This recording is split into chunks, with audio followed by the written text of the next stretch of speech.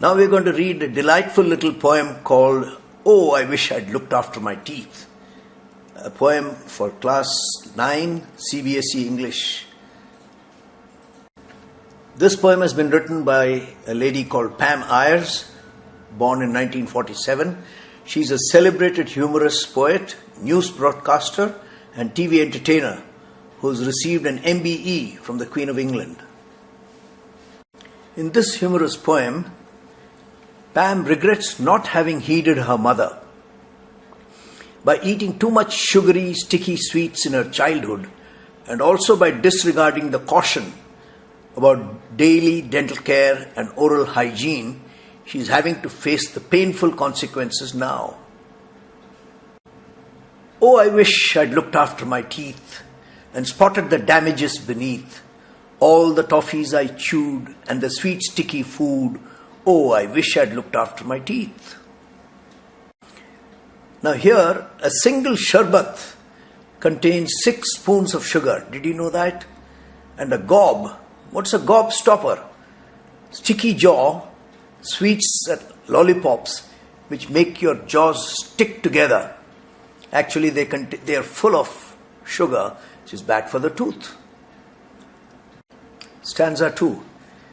I wish I'd been that much more willing when I had more tooth there than filling to give up gobstoppers from respect to my choppers and to buy something else with my shilling. Now, I have told you the meaning of a gobstopper. What's the meaning of a chopper? A chopper is simply your teeth. It chops up the food. What's a shilling? I wonder how many of you have heard of a shilling. This used to be, in the olden system, the British pound, shilling and pence. As I said, choppers is a slang for teeth. And the previous currency in UK until 1957 was pound, shilling and pence. Stanza 3. When I think of the lollies I licked and the liquorice allsorts I picked, sherbet dabs big and little, all that hard peanut brittle, my conscience gets horribly pricked. Now, if you have good-looking teeth, isn't that lovely? A lovely smile adds an invaluable face value to your personality. Do you see what it can do for you? Stanza 4. My mother, she told me no end. If you've got a tooth, you've got a friend. I was young then and careless. My toothbrush was hairless. I never had much time to spend. Oh, I showed them the toothpaste all right. I flashed it about late at night, but up and down brushing and poking and fussing didn't seem worth the time I could buy it. When we say flashed it about, it means showed as though I was brushing without actually using it effectively. Stanza 6.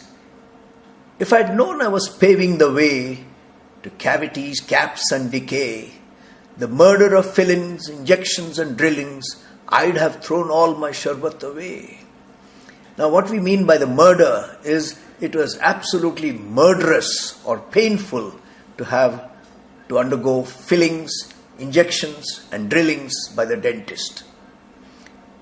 If I knew that I would have to go through all that, the poet says, I would have not taken all these sweets.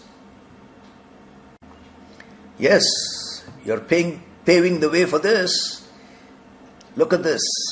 This is what happens due to cavities. Painful. Is the effort worth having a lovely smile? Choice is yours. Look at what dental decay can cause. The fillings and drillings are being shown to you in stark detail. See what happens. When decay penetrates the mouth, the top of the tooth starts having a hole in it, which becomes painful, and plaque, what you see in yellow, that starts accumulating, and then it causes pain because the pulp inside the tooth gets infected. And there is where the nerves are. And that's what takes the pain. The nerve endings communicate your pain. So is it worth it? Choice is yours. Stanza 7. So I lie in the old dentist's chair, and I gaze up his nose in despair, and his drill it do whine in these molars of mine. To amalgam, he'll say, for in there. What he's talking about is, as the drill makes that horrible noise, whining and drilling in your mouth, in the molar teeth of yours, after he is finished with it, the dentist instructs his assistant, 2 amalgams. He is using a pun on the word amalgam. Amalgam is a bad gum. Like mal means anything malformation, maladjusted. Mal means bad. So he is using a pun on that word. Amalgam means a bad gum. The actual meaning of amalgam is a mixture of mercury and silver which is used to fill your teeth. So he is instructing the assistant, in there, that means in that hole, in the drill, fill it with amalgams. This is what I've mentioned just now. Stanza 8. How I laughed at my mother's false teeth as they foamed in the waters beneath. But now comes the reckoning. It's me they are beckoning. Oh, I wish I'd looked after my teeth. Reckoning means what? To consider. Now comes the time to consider.